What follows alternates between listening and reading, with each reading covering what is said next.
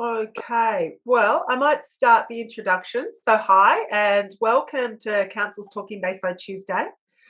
In recognition of Refugee Week, we've invited Advanced Diversity Services and Sydney Multicultural Community Services to talk about the settlement services available to refugees in Bayside and how we can work together to make Bayside a more welcoming for refugees as they work to establish themselves in this new community. I'm Sharon Mitchell, and I'm the Community Engagement Coordinator at Bayside Council, and I will be the host for today. Before we begin today, I would like to acknowledge the traditional custodians of the land on which I work, the Gadigal and Bidjigal people of the Eora Nation. The people of the Eora Nation, their spirit and ancestors will always remain with our waterways and land and our Mother Earth. I would also like to extend that respect to elders past, present, and emerging, and to any Aboriginal people here joining us today. Today, we are very privileged to be joined by Antoinette Twal from Advanced Diversity Services and Cassandra Ma from Sydney Multicultural Community Services. Also, before I begin, I'll ask everyone if they could put questions in the chat, and you can see the little chat thing icon at the bottom of the screen. And after each presentation, then we will go to the chat and we'll ask questions, and we can ask questions directly to Antoinette or Cassandra, or if you want to wait till the end and have something more general, we can ask that across the board. I'll also let people know that we are recording the webinar today, and it will be posted to Council's YouTube channel for anyone who has missed it. So usually we omit the Q&A section, and so feel free to just ask questions without worrying about that's going to be recorded. So I will now hand over to our first speaker, who is Antoinette Twal. So Antoinette. Thank you. I just share my PowerPoint presentation. People can see it? Yes? Okay, well, first I also would like to acknowledge that wherever we are today, we are all on the land of Aboriginal traditional owner. I'm on the land of the traditional owner of the Gadigal people of Eora Nation, and I would like to pay my respect to the elder past and present and anyone here today. Advanced Diversity Service is a non-profit organization. We support people from diverse community in the St. George and Southern area. We are focused of new arrival migrant and refugee. There are two main programs that we offer support service to refugee. They are the settlement, engagement, and transition support, which we call SES. And the other one is the specialized and intensive service program. The SET program is funded by the Department of Community Services under the Family and Community Program. 88 and 20 other organizations form a consortium, which led by Settlement Service Internationals, to deliver the SET program in New South Wales. And we call this consortium New South Wales Settlement Partnership. So what we offer through the SET, we provide information and referral, casework, a group sessions, for example, like Arabic women group, Nepalese dancing group, Chinese grandparent group, parenting group, English class, and sewing class, etc. We also provide a lot of information session or education session, like the get skill work and training citizenship info talk, the understanding of alternate voting system, diabetic health workshop, hospital tour. We also do a lot of community consultation. We regularly consult with the community through our 5 community reference group, which is made by religion leader, community leader, and public community member, about what they see in the settlement or any emergent needs of their community. We also help community group to access resources. For example, we help them with funding submission. We provide the group with, for example, the Japanese community, we help them to apply for funding and also set up a Japanese community language school. So we also provide training and mentoring, like how to develop project management, how to do a submission writing, how to prepare a financial report.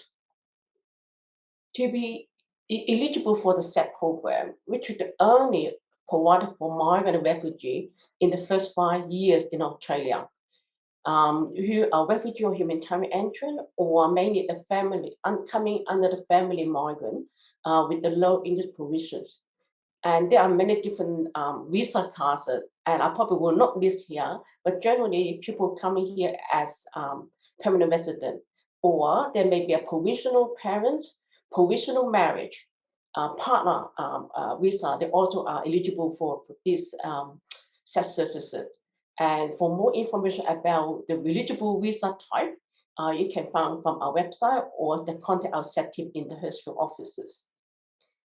So everyone can make referral to a set program that by calling the office number or come to our office. Currently, our staff speak Arabic, Bengali, Chinese, Nepalese, and Thai. The second program, specialized intensive services, we call SIS, which offer a short-term project support to up to 6 months for eligible humanitarian entrants. So refugee or other visa holder with complex needs and how to help them to access services or develop skill to manage the critical need independently. And also they have an eligible, it's not everyone will able to access the program.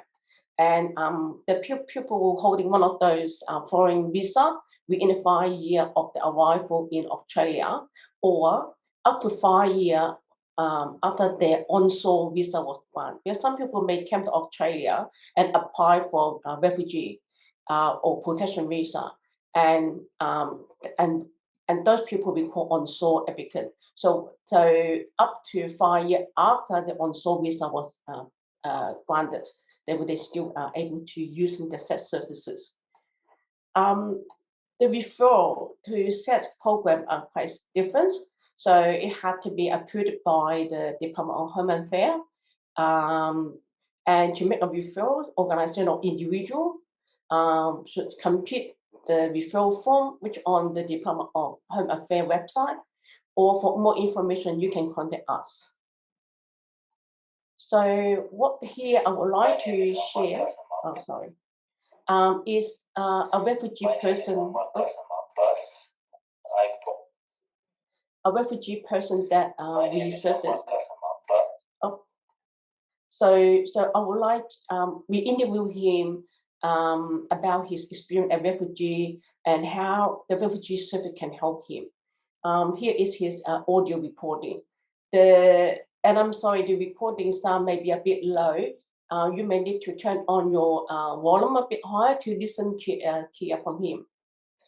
My name is Ammar Qasem Abbas. I born in Iraq. I'm 30 years old. The second question is, what was happening in your home country that led you to seek refuge in Australia? I left my country because this was not a safe country to live. The third question is, how long did I get travel to Australia? I come by boat. Out of my country is more than 2 years and a half, and this was a dangerous trip because I come by boat. Question number 4: what were some of challenges you faced when you arrived in Australia?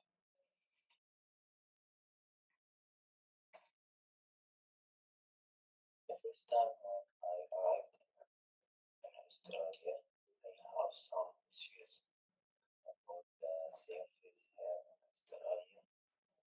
Some like how to fill the form and how to connect some service to home, like electricity and all the bill. Question number 5, sorry. How has ATS helped you to overcome the challenge and to Australia? So the ATS helped me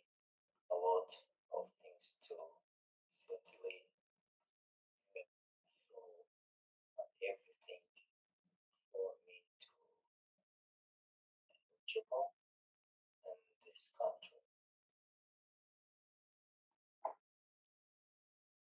I'm sorry, you probably not hear really well what he said, this young man from Iran, and what he found the most useful to help him. It can be both medical and non-medical work. It can be like help him to fill out some application form with some of the emissions relief, financial support. But it's more important that we, as a service provider, we really understand him, respect him, and support him the thing that he wants, not what we think he needs. So I go to next slide. The other thing is we also provide free rapid editing kit at the moment to anyone who are refugee or temporary visa holder to have free web kits. So together, just contact us for more information. Other than refugee services, we also provide other services from ADS, aged care service to people over 65 through home care package program or Commonwealth home support program, including respite, domestic cleaning, one-on-one social support services, center-based daycare, bus outing, NDIS services, and a range of community services. For example, the Learn to Drive program, which refugee can access our self-fund program to accept the subsidies professional driving lesson and also volunteer mentoring drive time. Also have free art classes for people of the LGBTI background and many other cultural and art club, including Indonesian, Japanese, and Chinese. So for more information, you just can contact us or see our website to know a bit more about what we offer to the communities, to the refugee and migrant community. Thank you. Right. So I would also like to start by acknowledging that this meeting is being held on the traditional lands of the Gadigal and Bidjigal people of the Eora Nation. And so I'd like to pay my respects to elders past, present, and emerging. I also think it's important that we take a moment to reflect on the history of Australia during a week such as Refugee Week, where we recognise the plight of those who have arrived in Australia in the hopes of a new life, also ensuring that we don't reinforce the legacies of colonialism. So I would like to relay a message from Rosa, who is our CEO. She says, Sydney MCS is committed to a world where human rights can be enjoyed by all. SMCS always sided with organisations and campaigns to make sure government honour and protect the rights of refugees according to UNHCR Refugee Charter. We have settled thousands over the years, and as a migrant centre, we work together with the government. The last 20 years have been difficult for refugees as policies have become punitive and non-compliant with UNHCR's charter. And so we do hope that with the new government coming in, that there would be some changes to this going forward. So I'll give you a bit of background about our centre. So SMCS, we're a not-for-profit organisation, and we have over 40 years of experience helping the culturally and linguistically diverse communities. So that includes refugees, it includes newly arrived migrants, so anyone who's facing language barriers, isolation and disadvantage, as well as those with disability and the elderly. Our vision is to assist migrant communities to be involved in and appreciated by Australian society while maintaining their cultural identity. Our head office is based in Daceyville, so this is in the southeast of Sydney, and we work with migrant communities in the Bayside Council area, as well as Randwick Council, as well as the City of Sydney. We also have an office in North Sydney, and we work there with the Lower North Shore Multicultural Network, and we assist the migrant communities in the Lower North Shore. So Antoinette has given a bit of background on SETS, but I'll also do this now too. So our services for refugees fall under the SETS program, which is the Settlement Engagement Transition Support, and it's funded by the Department of Home Affairs. And we deliver this program as a member of the New South Wales Settlement Partnership. And so that's a consortium of community organisations that includes Advanced Diversity.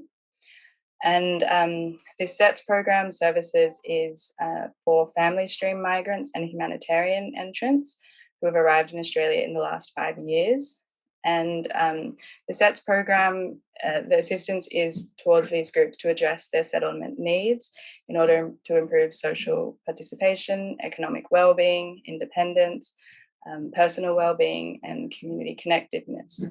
And this program, it fills an important gap. It's for people or the eligible clients who don't have other family or other community members to rely on, and it's complementary to the humanitarian settlement program.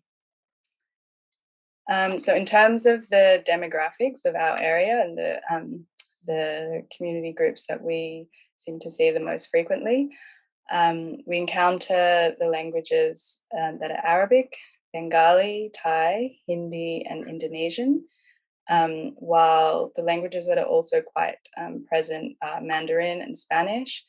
And we are aware that there have been higher numbers of Mongolian and Ukrainians moving into the area.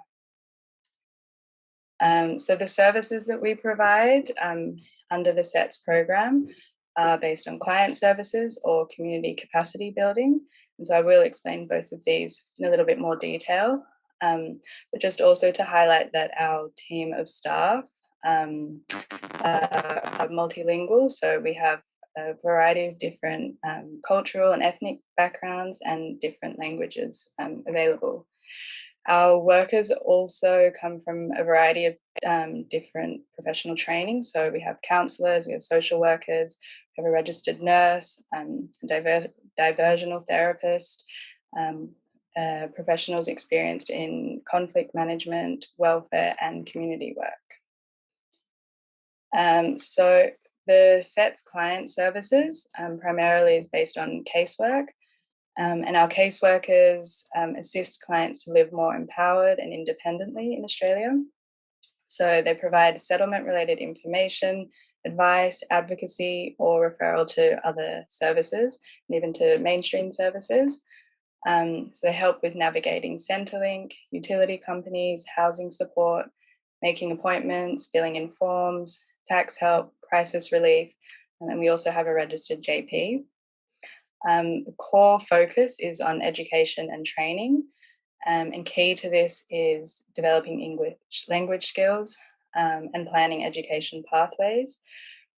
We also build employment readiness. So we work really closely with other service providers in the area, including TAFE New South Wales and the students of the Adult Migrant English program. In terms of employment support, we often provide, or we help with job search, with resume writing, and interview practice. In terms of linkages with other services, the most common ones tend to be language classes, financial support, counselling, domestic violence services, and youth and family support services. And the most common casework needs are usually with Centrelink, housing, immigration, and referrals to other appropriate services, so bilingual doctors that are in the area. In terms of our community capacity building, this is based on community development, which aims to support and empower the community groups. So it can involve working in partnership with community members or with other service providers to facilitate information sessions, workshops, training, or upskilling programs. Our information sessions and workshops are often available in different languages, and we hold these all throughout the year. And they cover a range of topics based on the needs of different groups and also what other providers can offer in this area. We also focus on social support. So we have some social support groups. We plan social activities or events or excursions with the aim to increase social participation and economic and personal well-being. And this can be done by engaging with groups that are already existing in the community or through individuals who might be prominent or might have ties to the wider community.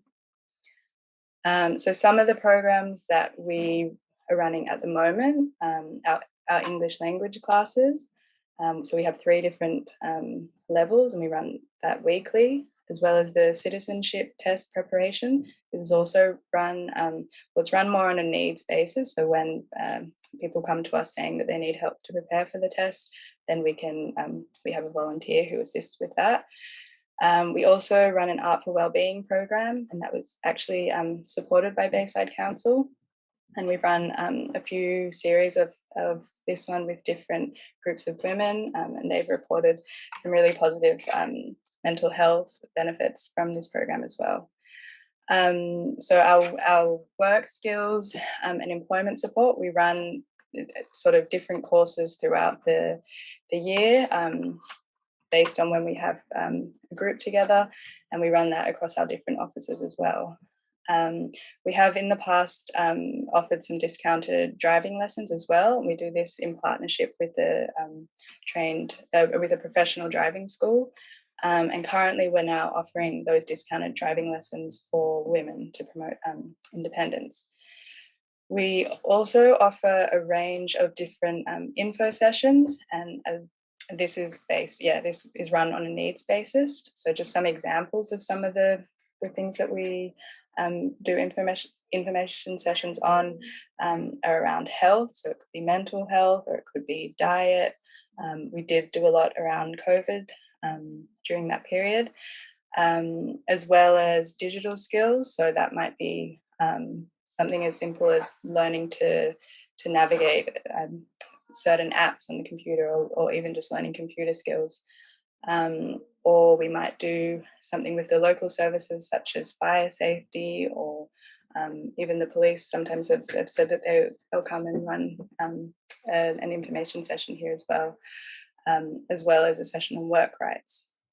So in terms of the other services that we have in our centre that are not for the SETS eligible clients, or it's not limited to SETS eligible clients, we have a generalist caseworker, so who can provide support to migrants who aren't eligible to SETS, and this can include youth, seniors and families.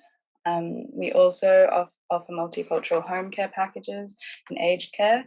We have care workers who work in a variety of different languages. We also have NDIS services and support, which we again provide to the multicultural community.